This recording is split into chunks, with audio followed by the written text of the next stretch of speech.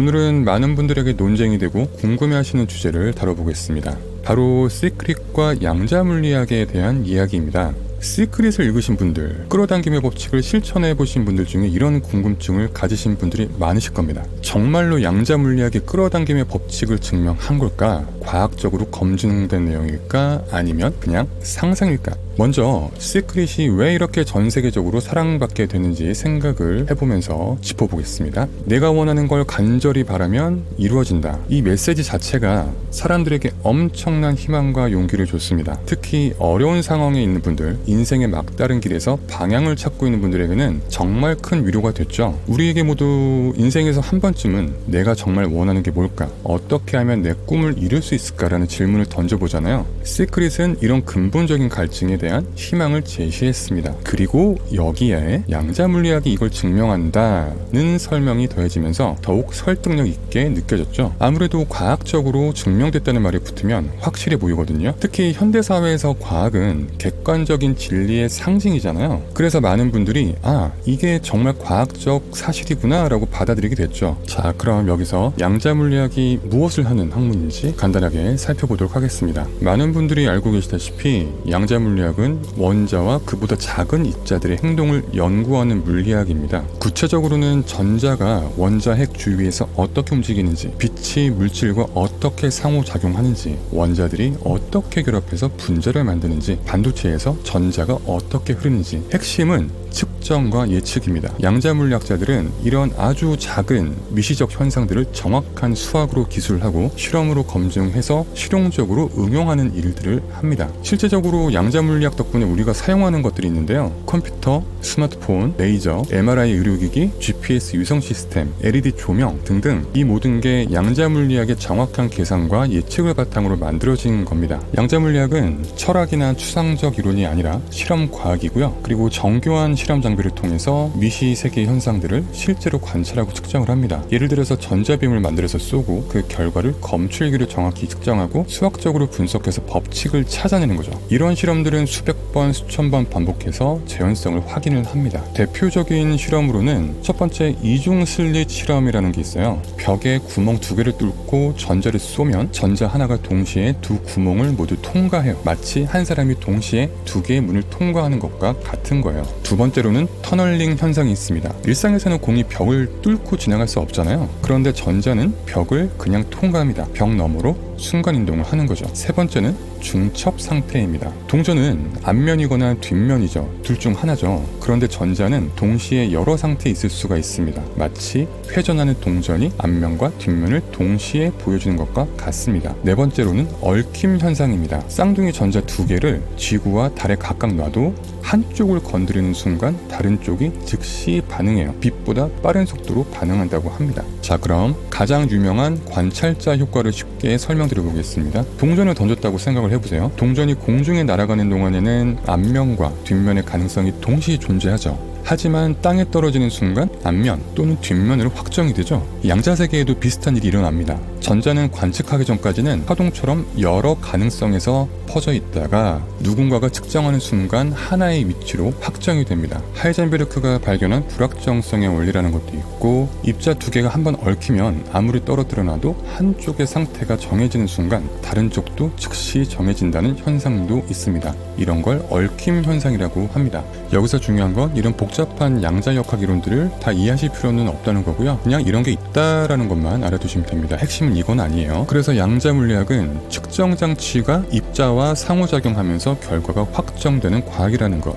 결론적으로 말씀드리면 사람의 의식과 마음과는 상관은 없습니다. 이것만 꼭 기억하시고요. 다시 한번 여기서 정말 중요한 거 한번 짚고 넘어갈게요. 물리학에서 말하는 관찰자는 사람의 마음이나 의식이 아니라 측정하는 기계나 장치를 의미한다는 겁니다. 구체적으로 예를 들어보면 실험실에서 전자를 쏘고 검출기가 자동으로 삐 하고 신호를 보내면서 결과를 기록을 해요. 이 과정에서 사람이 직접 눈으로 보든 안 보든 상관이 없어요. 심지어 실험실에 아무도 없어도 기계가 측정하면 결과는 똑같이 다시 확정이 됩니다. 즉 우리의 의식이 직접 전자를 조작하는 건 아니라는 거죠. 그래서 양자역학에서 말하는 관찰자는 측정장치, 검출기, 실험 기계를 의미하고요. 우리가 일상에서 말하는 관찰자는 보고 있는 사람, 의식, 마음을 의미합니다. 완전히 다른 개념이에요. 그런데 시크릿 같은 책에서는 이 두 가지를 헷갈리게 만들었어요. 그래서 내 의식이 현실을 바꾼다라고 얘기를 하고 있는 겁니다. 시크릿은 양자물리학의 개념들을 이렇게 해석을 합니다. 관찰자 효과를 내 생각이 현실을 만든다로 해석하고, 무한한 가능성을 내 인생에도 무한한 가능성이 있다로 연결하고, 입자들의 얽힘을 우주 전체가 에너지로 연결되어 있다로 확장해서 설명하고 있습니다. 이런 연결이 완전히 말이 안 되는 건 또 아니에요. 비유적으로 보면 충분히 이해할 만하고 영감을 주는 해석이 될 수 있습니다. 내가 어디에 주목하느냐가 삶을 바꾼다는 메시지는 실제로 우리 삶에 도움이 되는 관점이거든요. 다만 여기서 문제가 되는 건 양자물리학이 이걸 과학적으로 증명했다고 주장하는 부분인데요. 엄밀히 말하면 양자물리학은 그런 걸 증명하진 않거든요. 스위치 비유로 설명하면 전기가 흐르는 전선이 있고 스위치가 있을 때 스위치를 누르면 불이 켜지죠. 양자물리학에서 말하는 관찰자는 이 스위치에 해당을 해요. 그런데 스위치를 누르는 건 사람의 마음이 아니라 물리적 측정 과정 자체라는 거예요. 이제 정말 중요한 부분으로 들어가 보겠습니다. 시크릿을 실제로 실천해 보신 분들의 경험인데요. 저 또한 그렇고요. 실제로 해보시면 자연스럽게 명상 상태에 빠지게 되는 경우가 많아요. 원하는 것을 상상하고 그 느낌에 집중하고 감사의 마음을 갖는 과정 자체가 일종의 명상이거든요. 그리고 명상을 깊게 하시는 분들은 정말 신비로운 체험들을 하시죠. 깊은 환희와 기쁨이 마음을 가득 채우는 순간들이 있어요. 이유 없이 행복해지죠. 마음의 충만함과 고요함을 느끼기도 해요. 모든 걱정과 불안이 사라지고 완전한 평안 속에 머무는 경험도 합니다. 때로는 무한한 행복을 느끼기까지 합니다. 이 세상 모든 것과 하나 되는 듯한 느낌, 무조건적인 사랑에 둘러싸인 듯한 체험이 있습니다. 어떨 때는 신비한 광경을 보기도 합니다. 제가 심상화 당시 무언가를 뽑기의 화질보다 더 선명하게 본 것처럼 그런 경험도 하죠. 이 모든 게 의식의 작용입니다. 이런 체험들이 한두 사람만의 특별한 경험은 아니라는 거예요. 명상을 깊게 하시는 많은 분들이 비슷한 체험을 하십니다. 종교나 문화를 넘나들면서 공통적으로 이런 체험을 해요. 여기서 정말 중요한 포인트가 나와요. 양자물리학은 미시세계의 물질적 변화는 측정할 수 있지만 이런 의식 체험까지는 측정하지 못해요. 뇌파나 뇌혈류 같은 물리적 변화는 측정할 수 있어요. 하지만 환희를 느끼는 순간의 본질, 무한한 행복의 질감, 고요함의 깊이, 이런 것들은 기계로 담아낼 수 없거든요. 많은 양자물리학자들은 이런 의식 체험에 대해서 때때로 망상이나 상상이라고 치부하는 경우도 많습니다. 측정할 수 없는 것은 존재하지 않는다는 식으로 말씀을 하십니다. 제가 시크릿이 과학적으로 증명이 가능한가? 라고 의문을 품은 지점이 여기였어요. 이런 점을 미뤄봤을 때 아직까지 현재 과학은 사람의 의식 작용에 대해서 완전히 설명하지는 못하고 있습니다. 뇌과학과 양자물리학이 많이 발달했다고 하지만 의식 그 자체가 어떻게 작동하는지는 여전히 미스터리입니다. 자아라는 느낌은 정확히 뭘까?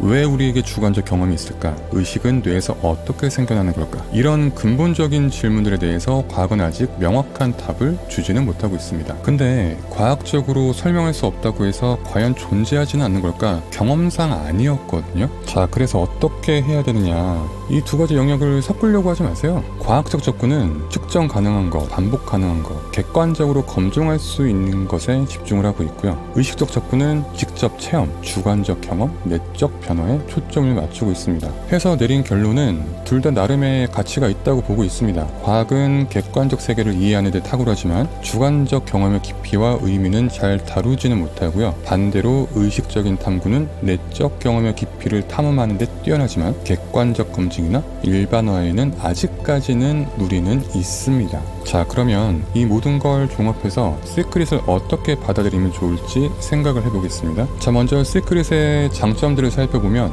일단 긍정적인 마음가짐을 기를 수가 있죠. 다만 심리학적으로 입증됐다고 단순하게 말하기보다는 구체적으로 어떤 효과들이 있었는지 살펴볼 필요는 있습니다. 먼저 감사일기를 쓰는 사람들이 주관적 행복감이 증가한다는 연구들이 있고, 목표를 구체적으로 적고 시각화하는 것이 성취의 확률을 높인다는 연구도 있어요. 하지만 이게 우주가 응답한다는 것 것과는 좀 별개의 문제죠. 그리고 명상을 통한 내적 평화는 많은 분들이 실제로 경험하는 부분입니다. 뇌과학 연구에서도 명상이 스트레스 호르몬을 줄이고 전두엽 활동을 증가시킨다는 결과들이 나오고 있고요. 목표를 정확히 하고 집중력을 기르는 것도 도움이 될 수 있습니다. 다만 이런 효과들이 양자물리학적 끌어당김 때문인지 아니면 단순히 행동 변화와 주의력 집중 때문인지는 구분해서 봐야 합니다. 동시에 주의해야 할 점들도 있겠죠. 양자물리학이 끌어당김의 법칙을 과학적으로 증명했다고 맹신하지 않는 것, 개인적 체험과 객관적 사실을 구분하는 것들, 그리고 상상만으로는 한계가 있다는 것을 인정하고 현실적 행동도 함께 해야 됩니다.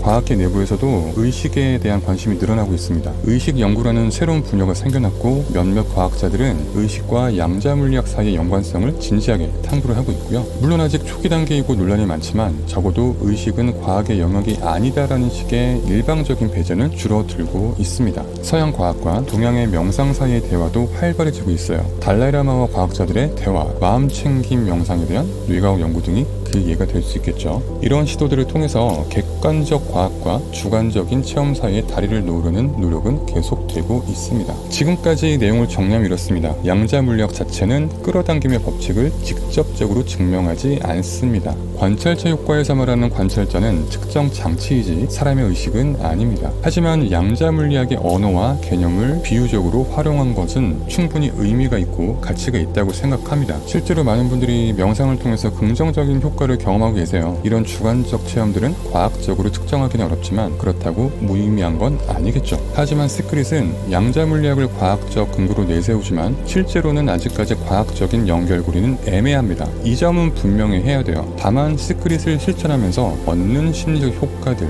예를 들어 목표의식 향상이라든지 긍정적인 마음가짐, 명상을 통한 평안함 등은 실제로 많은 분들이 경험하고 있는 부분이에요. 그러니까 양자물리학적 근거는 애매하지만 동기부여에는 도움은 될 수 있다 정도의 관점으로 접근하는 것이 맞습니다. 결국 중요한 건 균형 잡힌 시각입니다. 과학적인 엄밀성도 존중하고 개인적 체험의 가치도 인정하는 거, 그리고 아직 모르는 것들에 대해서는 겸손한 마음을 갖는 거, 이게 가장 중요한 것 같아요. 시크릿이 여러분에게 희망을 줬다면 그것만으로도 충분히 가치가 있다고 생각합니다. 영상을 통해서 깊은 평안과 기쁨을 경험하셨다면 그것도 소중한 체험이에요. 다만 과학과 영성, 객관적 사실과 주관적 체험을 구분해서 받아들이시면 더욱 지속 가능한 방식으로 나아가실 수 있을 겁니다. 여러분의 삶에 정말 좋은 일들이 많이 일어나길 바라겠고요. 동시에 진리를 향한 탐구도 계속됐으면 좋겠습니다. 오늘 긴 영상 끝까지 시청해주셔서 감사드리고 여러분의 생각과 경험도 댓글로 나눠주시면 좋겠습니다. 오늘도 좋은 하루 되십시오.